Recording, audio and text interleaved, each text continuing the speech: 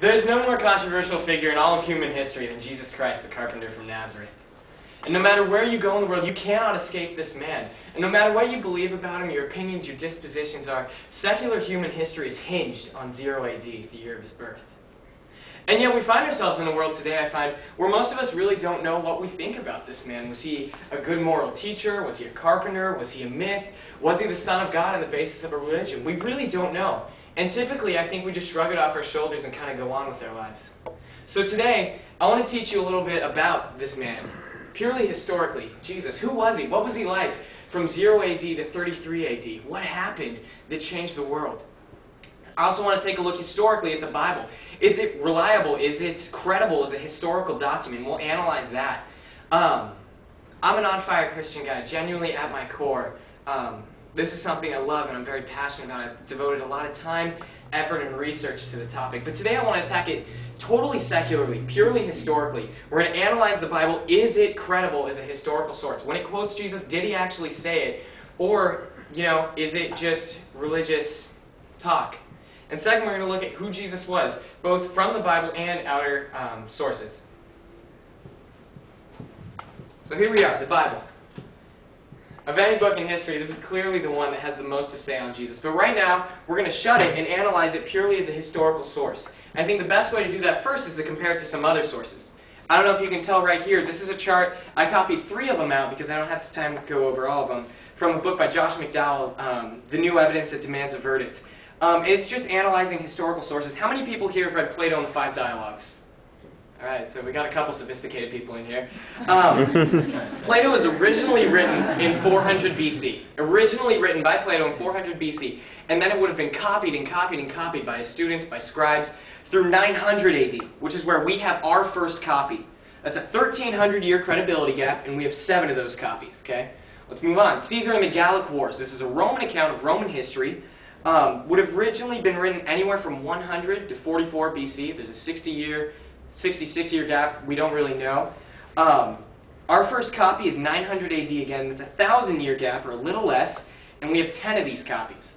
Now, I know that can look a little skeptical. 1,300 years, that's 1,300 years, and we have 7 copies from when it's written. But the reason we can look at these 2 documents as historically credible is because we can look at oral tradition and scribe regulations. I don't have time to go into it much, but the way these guys did it, letter for letter, stroke for stroke, to copy these, to make sure that every copy they made was a carbon copy of the first.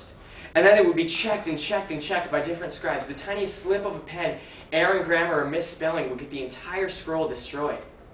I got that for Case for Christ, a book by Lee Strobel. Now let's talk about the New Testament. The New Testament was written from 5100 AD, from the first to last book.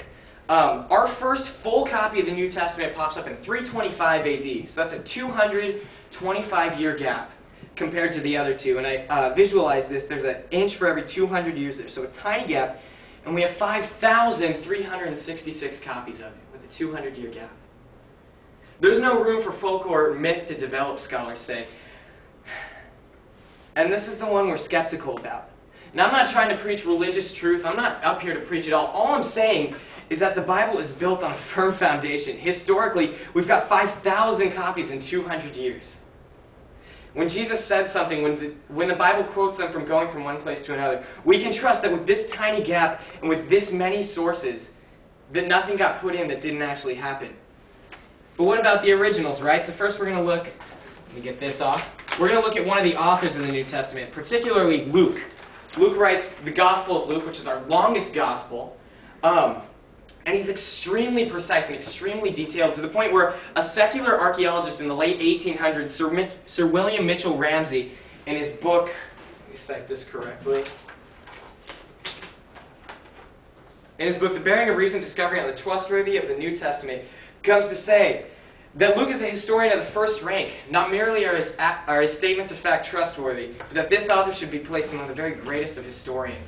I've got some facts here about how over 20 times archaeology has come to confirm Luke's accuracy in his writing.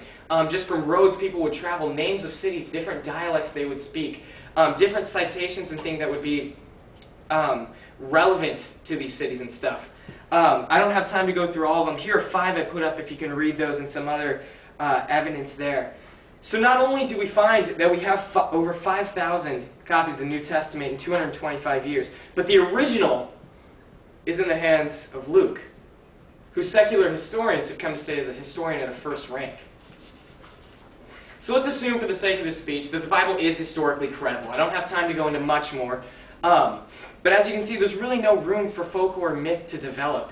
And it's originally written by an extremely precise author. But now, let's not even go to the Bible yet. Let's look at Jesus from outside sources right here. I got this again from Josh McDowell's book, The New Evidence That Demands a Verdict. Here we have 1st and 2nd century authors, Roman historians, Roman authors, administrators, Talmudic history, Greek writers, all around the world who bear citations to this name Jesus. Many of them call him Yeshu, Christus. Some of them describe New Testament happenings. Some of them mention how Christ was hanged on the Passover. Different phenomena that happened they mention and they question. So even outside the Bible, we see this whole notion of Jesus and this new movement and what was going on in Israel from 0 to 33 AD, getting around the world and cited by different historians. So we can assume that Jesus was a real man, that he did walk the earth according to these authors. And the Bible is historically credible due to these charts and compared to other historical documents that we take as fact. If we open it up and see what it says and try to learn about who he was, we very quickly find that he was no simple moral teacher. Yes, he was similar to Martin Luther King and Gandhi in the way that he preached many sermons on how to live life, on goodness, on truth, on justice and forgiveness. And yes, he was very much a celebrity in that people followed him and lined up for him. Crowds would follow him, welcome him into cities. But then he goes a step further than anyone else in history. He says, I am the Son of God. I sit enthroned in God in the heavens. No moral teacher would ever go so far as to say that. In Josh McDowell's book, a different one, More Than a Carpenter, he cites C.S. Lewis, who's one of the greatest Christian authors of the 20th century. And Lewis brings up this notion of liar, lunatic, or Lord. And he says that Christ was either a liar. He was a regular man who just wanted fame, he wanted glory, and decided to con the world by getting a couple guys together and starting this movement to convince the world that he was the Son of God. Either he was outright lying and he knew it. Either he was a lunatic who thought he was God and was trying to convince the world that he was. Or he was who he's claiming to be. There's no room to assume that he's just another carpenter, that he's just a poor Galilean, or that he's just a great moral teacher. He doesn't leave that option to us. So today, to wrap things up, that's really as far as I can go. I hope you've learned something about just the historiography of the Bible and how it compares to other documents, and a little bit about Jesus' identity, what other historians say he was, and what the Bible has to say about him. So thank you for your time.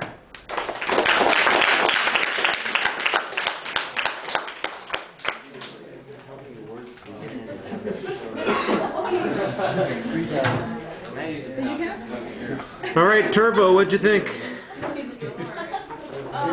Overall, I thought the speech was good. He had a clear voice. His speeches was clear, and you could tell what his main points were going to be. He sorted his sources correctly, and mainly every time he presented support, he cited his source. His visuals were okay, but they were kind of small for everyone to see. And but they went along with his speech and the conclusion on